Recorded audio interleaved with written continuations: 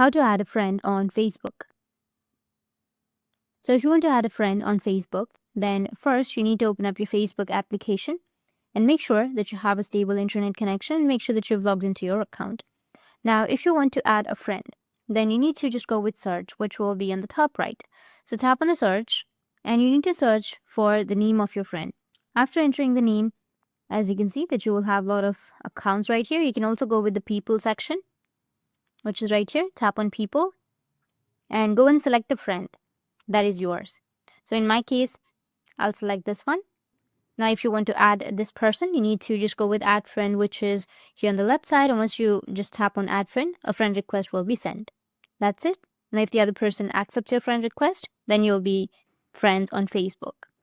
That's how you can add friends on Facebook. And if you have any questions, feel free to comment below. Thanks for watching.